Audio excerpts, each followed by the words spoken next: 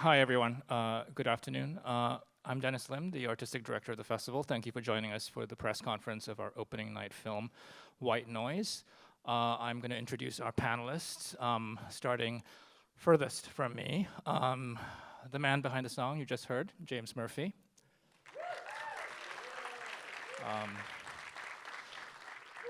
We also have the film's composer, Danny Elfman.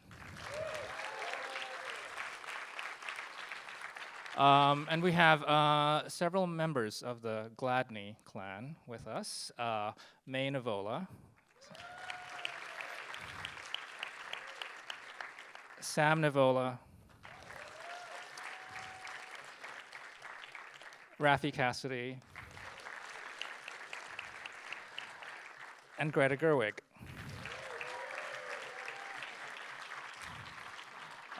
And of course, next to me is the film's writer and director, Noah Baumbach.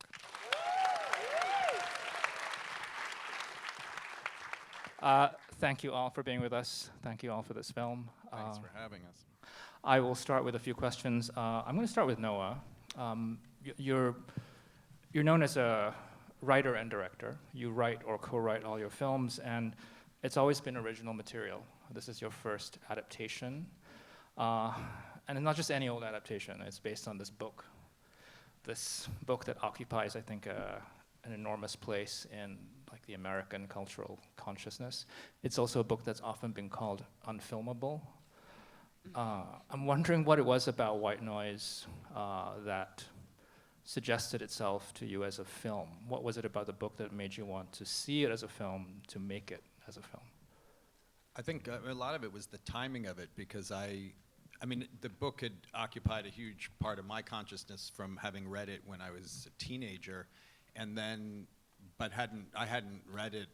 I'd read other DeLillo books since, but I hadn't read it for years, and I casually started reading it again at the end of 2019, beginning of 2020, and so I found myself finishing it as the pandemic arrived, and it was also the first time in my career up until this point that I didn't know what I didn't have a thing that I necessarily felt like alive enough that I knew that I wanted to do. So I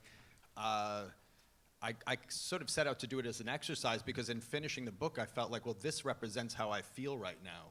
In this book is sort of how the confusion, the fear, I mean, it would have been true with or without the pandemic, but that certainly put a finer point on it. And I sort of set out to do it almost to occupy my mind, and then I started showing pages to Greta, and then she was encouraging, and then I got deeper into it, and I felt, well, let's try this. Did it feel like a very different process for you? I mean, working with DeLillo's text and really working with DeLillo's language, because there's something about the prose of the book and the dialogue in the book. I actually I was looking at reviews of the book from when it came out, and I found a review by Saul Urich, who wrote The Warriors, and he commented specifically on the dialogue. He said there's something kind of heightened about it. He says, on close examination, you realize that no one talks like this, and yet everyone does. Right. So I think that's a great way to put it, and it's different because dialogue is a big part of my original scripts, and it's often how I find the movies. I often write dialogue to discover the characters, to discover the story, and the rhythms of it are something that I pay close attention to when I'm shooting, and the actors, we really, and so it was a new thing using DeLillo's dialogue, but it felt very familiar to me, and in some ways it wasn't different, because my original dialogue is also very stylized, mm-hmm. But when we make the movies, it part of the design of it is that it feels naturalistic, but actually if you break it down, and so maybe it's in a way it's almost the opposite of what you'd say about DeLillo's, where it's sort of clearly artificial, but actually if you have these actors do it, it can create its own recognizability, its own naturalism, mm-hmm. In this sort of heightened world. And I wanted to stay, I felt like, well, I have to figure out a way to create a kind of cinematic analog of what DeLillo's done in a literary way. But I wanted the movie to have its own version of this sort of elevated tone, this real but not real feeling that I have, and I think most people have when they read the book. Yeah. I'd love to hear the actors talk about it. Maybe Greta, maybe we'll start with you. I mean, this process of turning these characters, which I think in the book, are a little bit abstract, but turning them into flesh and blood characters, it's quite faithful in terms of you use a lot of DeLillo's dialogue in your screenplay. So I'm curious, Greta, you want to say a little bit about that process? I mean, yeah, I certainly, the relationship a reader has to a book is very different than obviously an actor to text. And I think but I will say, even though there is, something heightened and something surreal and sort of floating above the earth about the entire, not just the dialogue, but the entire world he builds, which feels adjacent to our world, but not exactly our world. There's also something about it that very much makes you feel like you want to speak the words out loud while you're reading it. And while Noah was reading it, he kept sort of saying, "Listen to this," and then he'd read it out loud. And then he had me reread it, and then I was like, "Wait, no, listen to this." And there's something about this book too that everybody's got their favorite lines and their favorite parts and their favorite thing, and they want to tell you about it, and they're sort of mad if you didn't use the whole thing. And you're like, well, it's a film. That's a book. It would be impossible to fit every smart, amazing thing Don DeLillo wrote into it, because it's just every page you're just turning the page. I write in books, and I was just underlining everything. But I think, to the question of like, how do you make that psychologically real? It's tricky. It's not quite like Brechtian, but it does feel. It has that sort of. You have to inhabit it as a person, but it's also operating at a different level. And I think that what was really helpful in that was getting to rehearse with all of us, and we got a month of rehearsal, which is extremely rare. So me, Adam, the kids, Don, we all got to be together working on these scenes in the locations. And as soon as it's embodied, it stops being esoteric and it stops being so heady. It just starts being lived in. Yeah. I wanted to bring the other actors in as well, but Noah, maybe you can talk a little bit first about casting and how you put together this family, this cradle of misinformation.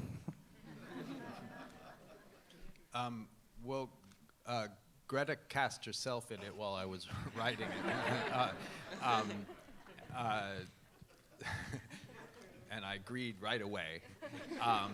And I had been, I've worked with Adam a lot, and I'd been thinking already and talking to him already about maybe doing something. So I sent him the book also, and I said, see if this even feels like something you could do or would want to do. And he got very excited about it. So while I was working on it, I knew Greta and Adam, and that was compelling to me also because generally in my films I work with actors to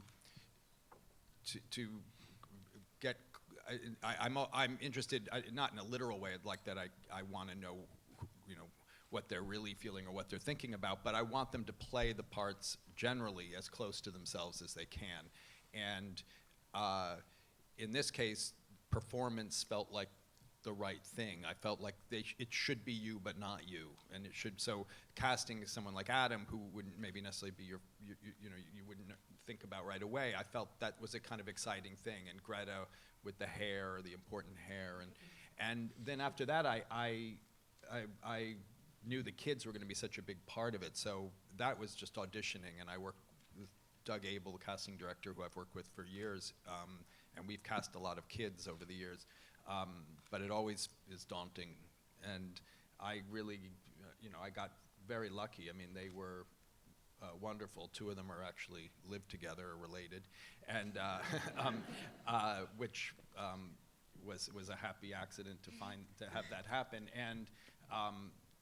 And then Raffey auditioned from England and was fantastic, and I'd seen her in a couple things, and it's just a process. You just have them read with different people, and this was the pandemic, so most of it was all over Zoom, really. But you know, that's always that thing too. If you can't find the kids, you know you kind of can't make the movie, but you don't want to admit that while you're doing it. Raffey, Sam, and May, maybe we can bring you in. Greta was talking about the rehearsal period that was, you know, important for the shoot, and I was, I guess, especially curious about some of these, you know, these almost like very kind of chaotic family scenes. These very was filled with lots of crosstalk, and especially in the kitchen and in the car. I'm just wondering if, you know, you can talk about your experiences working, especially in those scenes. I think we all had such a great experience with the rehearsal process, even before we did the months rehearsing together. Me, Sam, and May worked with Noah, just going through all of the, you know, the lines together, and just being so comfortable, so that we could then, we kind of all went away separately and sat on those lines with it. And then when it came to rehearsing, I so vividly remember doing the kitchen scene, which almost became like a dance. Like everyone knew their positions, it was rehearsed, and then when it actually came to the day, it was, yeah, we knew what we were doing. It was great. Yeah, it was, and we also had an awesome choreographer called David Newman, who really made it all kind of feel like a dance in a certain sense, which I think worked perfectly, because it was like every little spin was carefully thought out, and it made it a lot easier to think about, you know, what you were trying to do in your own head when you can sort of be settled in your external environment and whatnot.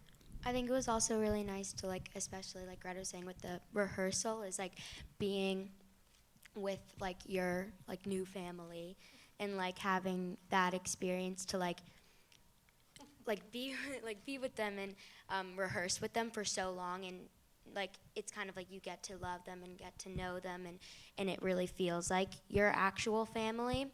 And I think like especially like with, you know, Sam and Raffey, is like, even I've known Sam for all my life, but I got like way closer with him than I've ever been. So that was really nice. And with Raffey too, like it was just lovely to be able to have that experience, and it definitely made us like closer and better actors for when we were actually like playing the role of siblings.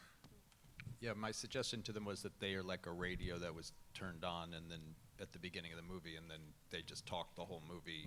Whether we see them or not, they're just still talking, and then when it's over, you turn it off. Okay, I want to bring in the musicians before I open it up. This is the first time you're working with Danny, right? It is, yeah. And I think the score... Not the last. I think the score plays a big role in how the film like orchestrates its tonal shifts. And I was wondering if the two of you can talk about what you had in mind, what kind of reference points, and, you know, say a bit about your collaboration. Well, from my side, it was really exciting because there's no genre in this film, and to have a film that has no genre that tells you the type of music you should write is pure joy. And then, of course, working with Noah, everything was fun and pleasurable because he just has ideas, and nothing's more enjoyable for me than just trying things. And we first met by Zoom. He was already like, well, can you start on some music right away? And I said, well, I'm in the middle of this Doctor Strange movie, but okay. And I just wrote some stuff blind and sent it to him. And the next thing I know, he's cutting my music into the movie in ways that I hadn't even thought. And then we just got more and more into trying things, and it was really, I've worked on I think 110 films now, and this definitely is one of the most enjoyable. There was no moment in the film that dropping into a scene that wasn't just a pleasure to work on. There wasn't these struggle sections of like, oh my God, how am I going to get through this section? It was just the chemistry of everybody is so wonderful that no matter where I dropped in on the film, it was just pleasurable. And Noah would feed me ideas, and we would just play up and back, bounce things, kind of like, try this, try something completely different. And what's more enjoyable than that? I mean, for me, it may have been horrible for Noah. No, it was fantastic. I mean, even our first conversation, I would say I would just talk about the movie and what I thought the themes were, even non-musical themes, just sort of what I was like, well, how we. I thought in broad terms that the first section was, in a sense, is the systems that and strategies we've created for ourselves to keep death at bay, our own, to keep this illusion of immortality going. And the second section is, here comes death to our door, and it's real, but we don't have any way we don't know how to acknowledge its reality because we only know it from movies and from a distance. And the third section is, okay, now you've seen it, what are you going to do now?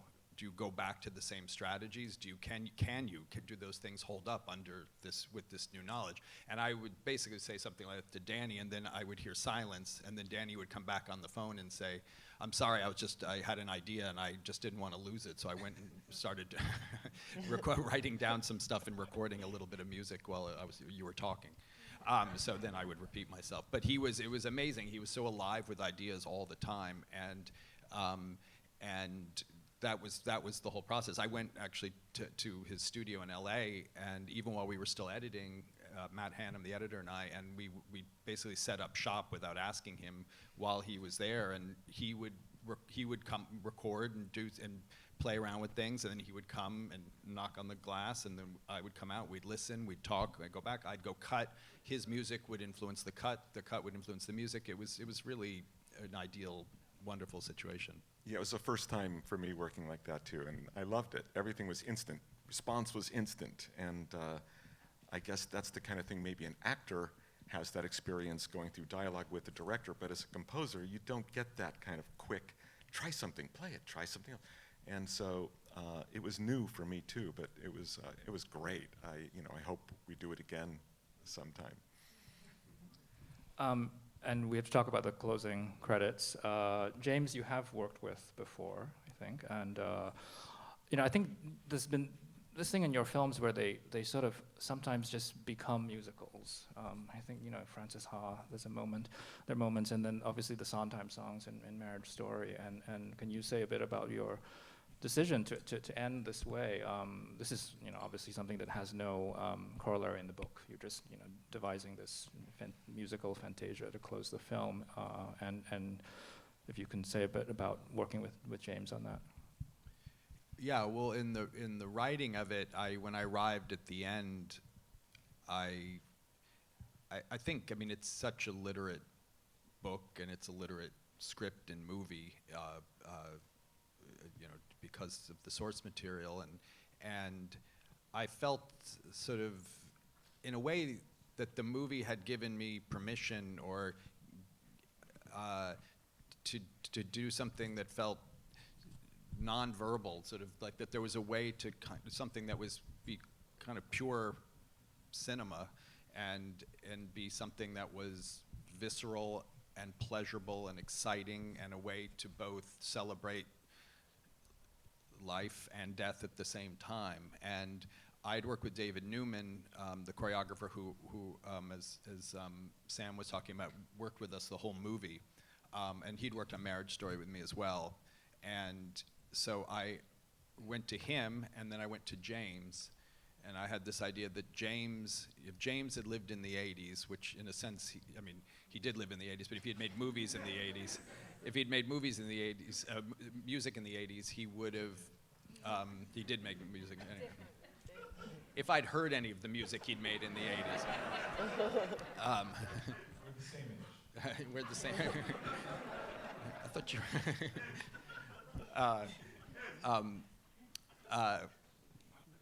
53? 52? 52. Okay. I'm a year older. That I was like, basically, why don't you write the song that you would have written then if you were trying to make a hit? I didn't say that part because I knew he'd have a nervous breakdown, which he did anyway. But I felt like, James and I have worked before, as you say, and we're become quite good friends since Greenberg when we did work together. And so I had this idea. I was like, why don't you write a kind of joyous song about death? I'm just going to ask Noah one follow-up question, and then I'll open it up. You talked earlier about just looking for like cinematic analogs to DeLillo's language. I'm wondering if you can maybe speak more broadly about that. I'm curious about like finding cinematic analogs or cinematic expressions of like the idea of white noise, because which is Right. so important to the film. And white noise, this idea of sensory bombardment, I think, comes across differently in cinema than on the page. And so how you worked with that idea. You mentioned the kids and their talk like a radio, and one of their other Right. ideas. Yeah, I thought a lot about, well, because in a sense, a lot of what is described in the book is visual and oral and sensorial, and those are things a movie can do that a book can't do. So I thought, why is this unfilmable? This is really easy to do. But I thought a lot about, this sort of goes to the way we use the dialogue, and we mic'd everybody, and I thought about Robert Altman movies as one sort of influence in that way of micing everybody and having everybody speak at once, but also playing with focus so that when the audience is watching, they can both just sit back and let it all kind of just be noise, or they can kind of go in and we're helping them out, but they'll start to hear what they need to hear if And they also want shooting Anamorphic was And we shot an anamorphic, 35 millimeter anamorphic, which of course creates that very specific frame and aspect ratio, so that you can also see many things at once. You can both get the if you do a close up of a face, it's very powerful, but you can also pack the frame, and you can do things right and left. I mean, there's so much you can do. I also love the movement that anamorphic. If you move when you're moving the camera anamorphically, and how you can pick things up in the corner, and one person can come in this way, but they're picked up much earlier than they would be normally, and it's the first time I've worked that way, and I really enjoyed it. I mean, it's challenging too, but I really enjoyed it. I also thought a lot about visual white noise in a way of how the supermarket is a kind of obvious example of that, how it's both, if you see it from above, as we do, it's color, and it's just a mass of information in color. But if you're down in the aisle and you're looking for that very specific thing, or reading the ingredients on a package, you're all the way down in that moment. And we did that throughout the movie, even in ways like in the barracks. I was influenced by a shot in Notorious, the Alfred Hitchcock movie, where it's a wide shot of a party, and it's an establishing shot, but then the camera goes all the way down, and Ingrid Bergman goes down to her hand, and then it becomes a close-up of a key in her hand, and it's so much story in one shot, but it's also this sort of the broad to the specific, and I thought, well, of course, this movie is about that in so many different ways. You have the country, you have the individuals in the country, you have this family in the country. It keeps going down, and so that shot in the barracks, it's sort of a wide shot of people going to bed and things, and it goes down, and then, by the end of it, we're in the pill in Babette's hand, and so that was a guiding principle, and those were cinematic, just examples of cinematic ideas I had that were, influenced by not specific scenes necessarily in the book, but concepts, ideas, that DeLillo puts out there. All right, we're going to take some questions, and I think we have microphones. So if you raise your hand, somebody will come to you. Wow, that's very. Okay, I guess we'll start here because I can't really see beyond.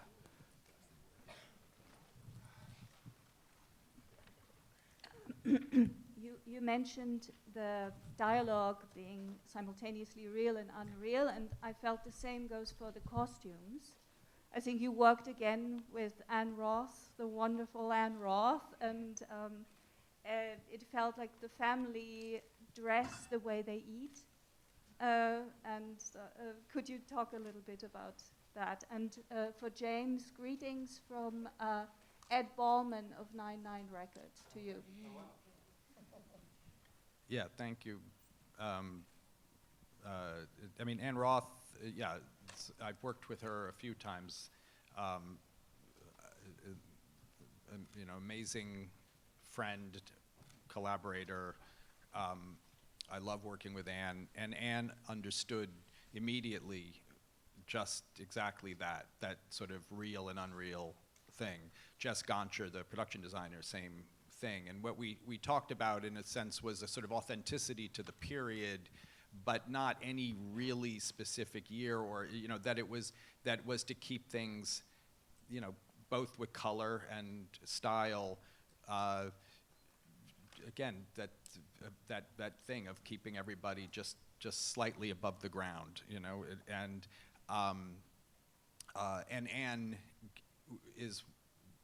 Anne is a collaborator in that in the way that she gives you everything. I mean, she obviously is an amazing costume designer, but she helps me direct. And actors will go for fittings and come out suddenly knowing so much more about who they are, I mean, at this point, an actor will say to me at some point, I'll say something, a line of direction, I'll say, well, Anne thought maybe, and I think, well, Anne knows best. Let's just go with what Anne says. No, she's, I feel lucky to have worked with her. Yeah, right there. There's a microphone coming to you. Okay. It's a terrific film. It's a terrific film, but it's the kind of film that when we write about it, we're going to say everyone has to sit and wait for the end. And I wanted to ask more about the whole, how you conceive the ending, the dance number in the supermarket. The music is fantastic, and I'm just reading here that LCD Sound System is going to do 10 dates in Brooklyn, and this is your first single in 5 years. So the music was great and the choreography was great. Can you just talk about how you thought of that as an ending, because it's not part of the novel, so it's completely original and it's wonderful. Yeah, well, it's as I was saying, I think I felt like I'm always interested in movies, how in when I'm directing movies, how often the sort of the story or the mood or however the movie progresses, that it gives you permission to do something that was unavailable to you earlier, at an earlier point in the movie. And I'm always trying to be aware of that as a director and a writer. Is I mean, examples from from Marriage Story, when Adam sings "Being Alive," like that's something the character couldn't have done earlier. It's something the movie couldn't have done earlier. The camera moves differently in that moment. It's simple, it's just a push in, but it moves differently in that moment than it moves at any other point in the movie. And I felt similarly about this, and this movie has so many things going on in it that I felt like we were given permission all the time to try something new, to do, move another place. And it has so many genre elements baked into it too, and I was always wanted to be kind of aware of what was available to me genre-wise. Him going to the motel, that we're in a kind of 80s noir movie now. It's something Alan Parker or Adrian Lyne would have done brilliantly then. And I thought, well, maybe we can also be a musical, and maybe the movie has allowed us that. And that was a big part of part of its intuition in the moment. A lot of it is, and then later you define it. But that's how I would define it now.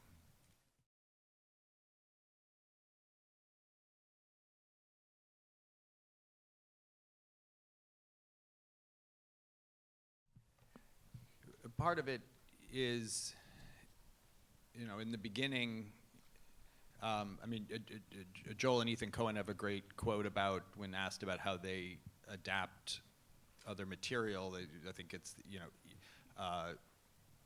Joel says, "I hold the book open and Ethan types," and I think in the beginning, when you're adapting a book, you are everything is possible and you're going to use all of it, you know, and it's, with this book in particular, as I'd go through it, I'd be like, well, I got to include that, I have to, you know, we have to do that. And so there, I mean, there's that moment with the professors. There are many great moments in the book that I, when I would sometimes go back to the book, I'd be like, oh wow, yeah, I could have used that. Well, no, or well, all right. I don't know. I must have had a reason at the time. You know, you kind of, you know, there are things I shot that I ended up taking out as well because it you know, the movie has its own, it becomes its own thing, and it has different needs and wants than a novel does, obviously, and so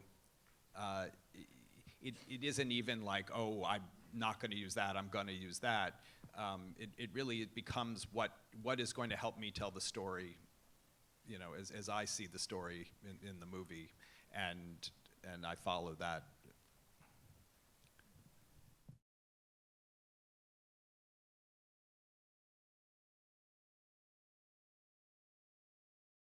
There were definitely more people in this movie than in many of my movies combined. But it becomes, the scale is, you know, there are things that you want to be attuned to, but I mean, it really is the storytelling. It's shooting the family in the kitchen, shooting the family evacuating the Boy Scout camp. It is essentially, you're following sort of similar principles and guidelines and things, which is to be true to the scene, and, you know, get them from A to B, and understand how you're going to cut it later so that you have what you feel you need. So it didn't feel different to me, you know. But, you know, I understand your question. I'm working with, you know, stunts in a way that I haven't before. We also did everything practically as much as we could. So the train crash, the evacuation, the creek, the car in the creek. I mean, those are all, we did those things. Even the cloud has a lot of cloud tank stuff in it, so it's got real cloud in it. You know, partly because I wanted to be true to the period in a certain way, but also because I find that way of doing it, you know, both it's more fun and challenging, I think, but also from an aesthetic perspective, I find it more pleasing. I like, you know, like I'm more afraid looking at the creature from the Black Lagoon than I am, you know, a digital monster often. So, but, you know, I don't know if that's a common thing we have. All right, I got the sign that we have time for only one more question. So, all right, let's go to the very back then. Yep.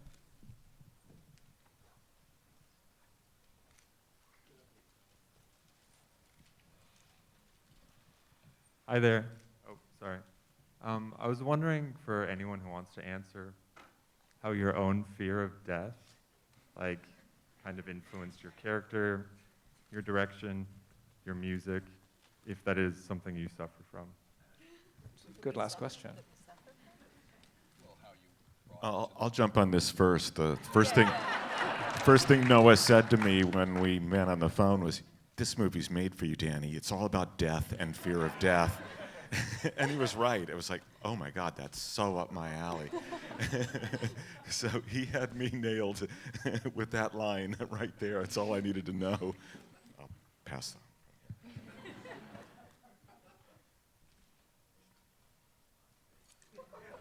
Yeah, No one else is afraid of death? No. Wow.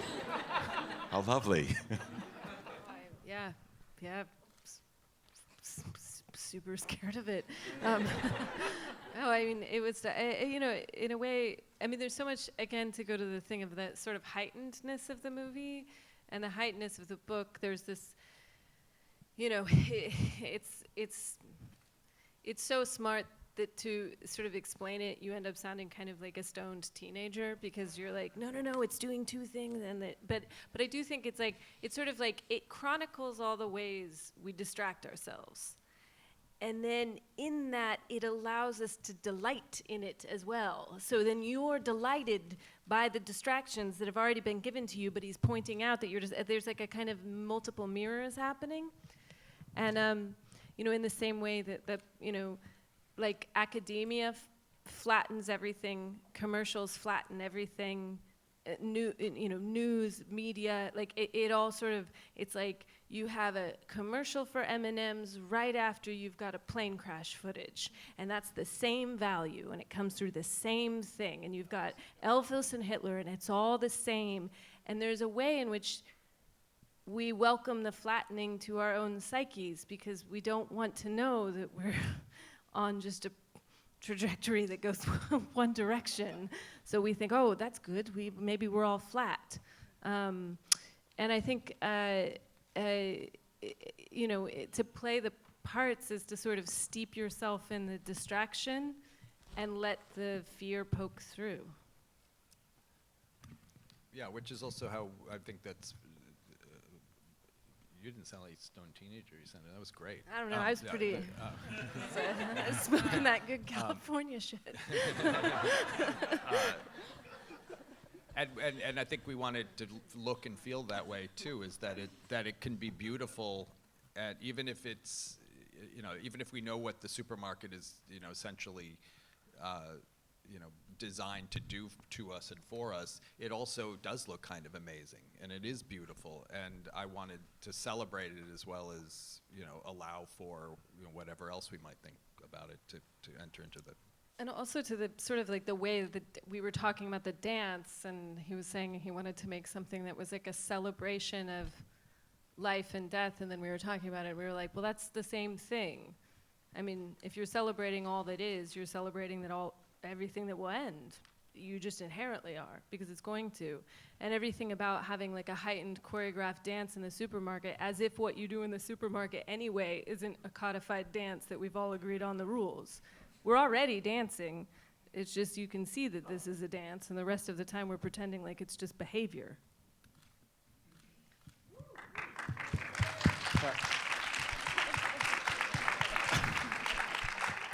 That was great. Don't think we're going to top that. Should we end? Right? I think we should wrap it up then. We are out of time actually. So thank you to all of you for being here. Thank you, Dennis. Thank you. Thanks.